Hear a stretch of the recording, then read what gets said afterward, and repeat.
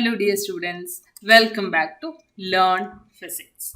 In today's video, we are going to continue with the MCQs of second chapter. Last class we just discussed the theory portions of electrostatic potential. Here, electrostatic potential on the surface of a charged conducting sphere is 100 volt. Two statements are made in this regard. First one, at any point inside the sphere, electric intensity is 0. That is correct only, right? Electric intensity is 0 inside the sphere. Then, second statement is, at any point inside the sphere, the electrostatic potential is 100 volt. Yes, potential remains constant and electric intensity will be 0 inside the sphere. Which of the following is a correct statement? S1 is true and S2 is false. That is wrong.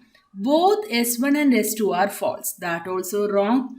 S1 is true, S2 is also true, and S1 is the cause of S2. And S1 is true, S2 is also true, but statements are independent. It's not independent statements. S1 is the cause of S2. Since electric intensity V equals minus dV by dr.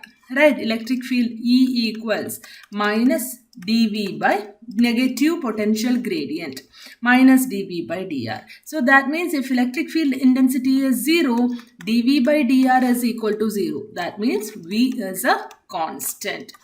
Okay, so here this is the correct one. S1 is true and S2 is also true and S1 is the cause of S2. Okay, clear? So the next one. Here, second question. The equipotential at a greater distance from the collection of charges whose total sum is not zero are approximately.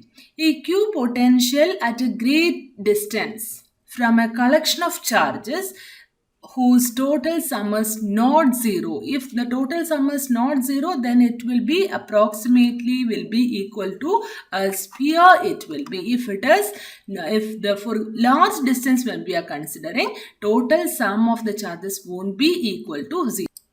So here this equipotential means potential will remain same, right? So and this is not compulsory that charges will be equal to 0. So the next question is third one. A positively charged particle is released from rest in a uniform electric field.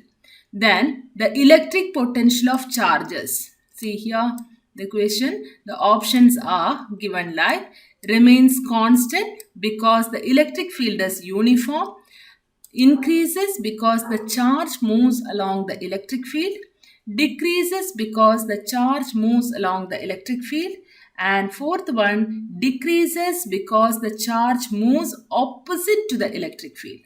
See here, a positively charged particle is released from rest in a uniform electric field. So we are a positive charged particle is moving in a uniform, is released from rest in a uniform electric field. So what will be the electric potential energy of the charge? Electric potential energy, if it is in a uniform electric field, if it is moving, it will be decreasing because charge is moving along the electric field. Since it is moving along the electric field, what will happen? This potential energy, electric potential will be decreasing. What is the reason behind it? So as it is a positively charged particle is released from rest in a uniform electric field, the electric potential energy. So when it is released from rest to a uniform electric field, what will happen to its velocity? Its velocity will become increased, right? Its velocity is increasing. If velocity increases, what will happen to kinetic energy? Kinetic energy also will be increasing. If kinetic energy increases, what will happen to potential energy? Potential energy decreases. So, if a charged particle is released from rest in a uniform electric field, electric potential energy will decrease because the charge moves along the electric field. Next question. Figure shows some equipotential lines distributed in space. A charged object is moved from point A to B. The work done we need to find out. Here, see the work done in the first one, work done in figure 1 is greatest, work done in figure 2 is the least, and work done is same in figure 1, figure 2 and figure 3. Work done in figure 3 is greater than figure 2 but equal to figure 1. Anyway, we need to find out the work. What is the formula for finding out the work done? Here we are going to find out the work done, right? Work done equals Q into dV. That is Q into V2 minus V1. So when we are finding out the change in potential A and B, what is the change in potential? 20 volt. Here, what is the change in potential between A and B? Here also 20 volt. What is the change in potential between A and B? Here also 20 volt. So it is by the difference in potential is same. What will happen? Work done is same in figure 1, 2 and 3. Clear? So next question is, work done to move a charge along an equipotential surface from A to B. That is very easy. Equipotential surface, difference in potential is equal to 0. Therefore, work done will be equal to 0. Work done is equal to 0 in an equipotential surface. Next question. The shape of a equipotential surface is due to an isolated charges, concentric spherical shells, and the distance between the shells increases with decrease in electric field. The shape of an equipotential surface due to an isolated charge. See, if it is a single charge over here, what will happen? What about the potential, equipotential surface? Q equals 1 by 4 pi epsilon 0, V equals 1 by 4 pi epsilon 0, Q by R. Right. So this will be the equipotential surfaces. What will happen as the distance increases? As the distance increases, what will happen? Distance between the concentric shells will be decreasing. So what is concentric spherical shells? And the distance between the shells increases with the decrease in electric field. So E increases. What will happen? Q is moving away from this, the distance is increasing. According to that, electric field will be decreasing. E is equal to 1 by 4 pi epsilon 0 Q by R square. So as distance increases, electric field decreases. If electric field decreases, distance between the field is, what will happen? That will be increasing.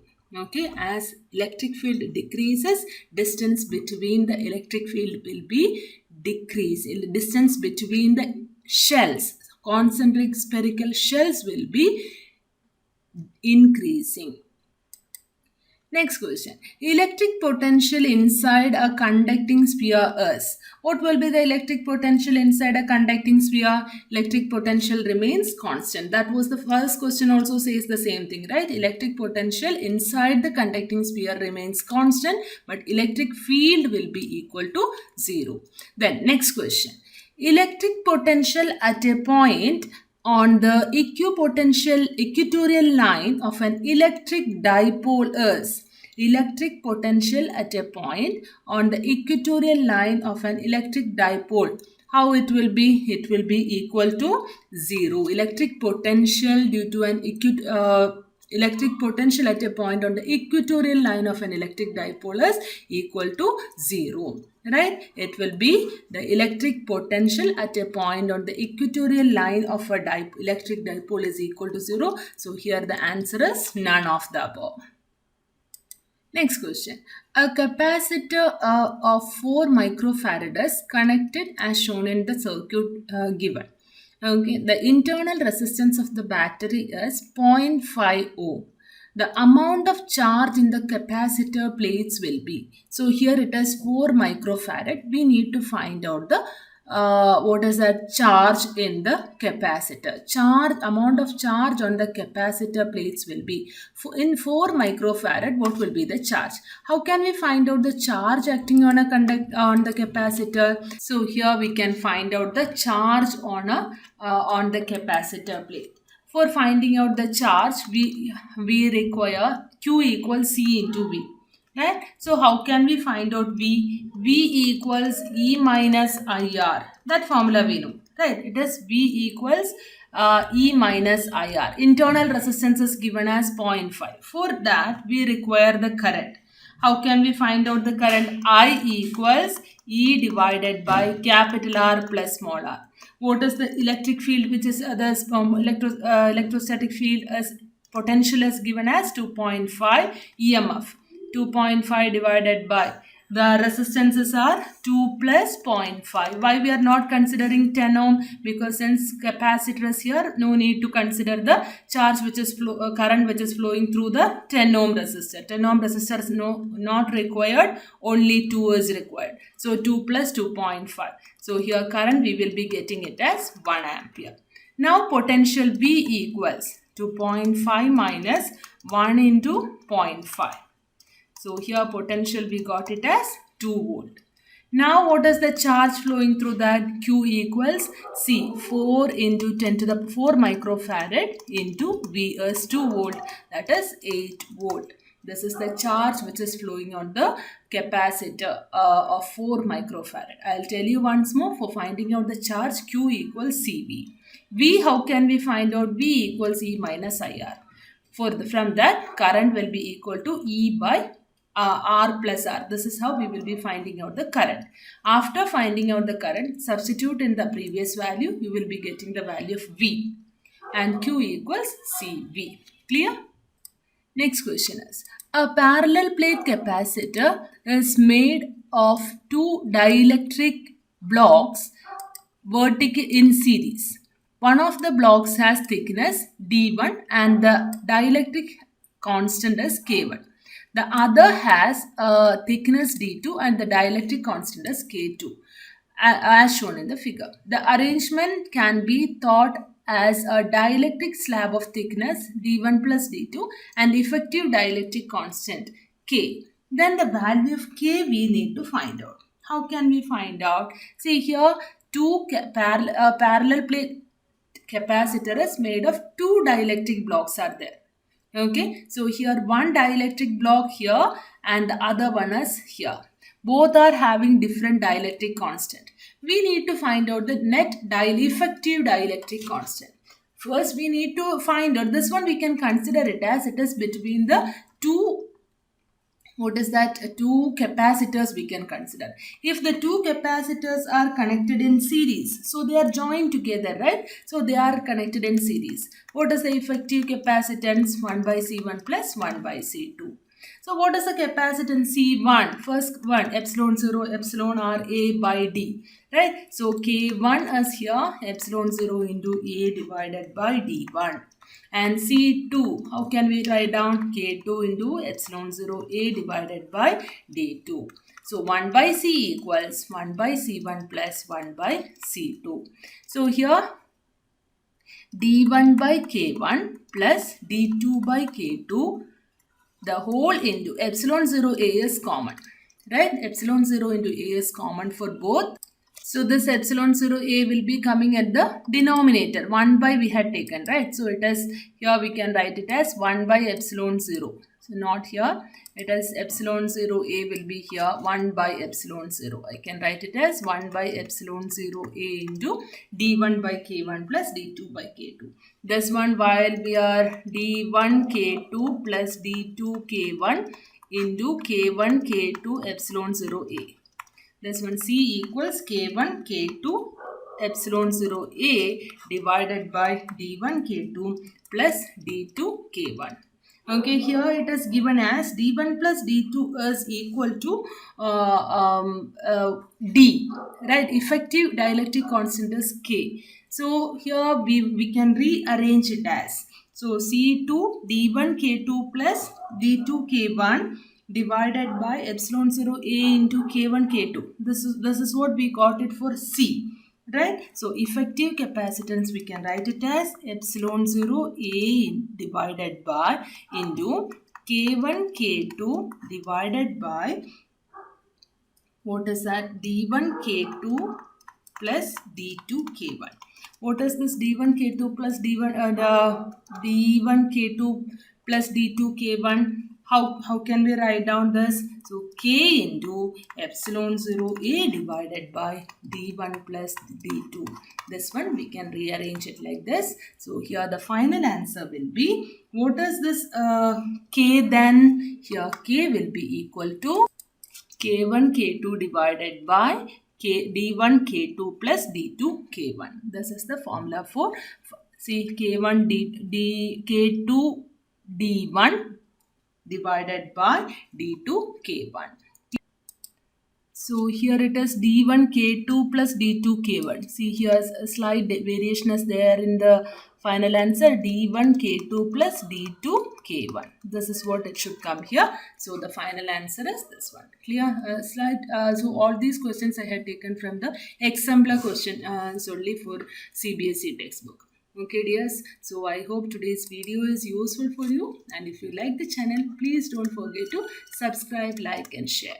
Thank you for watching. Bye.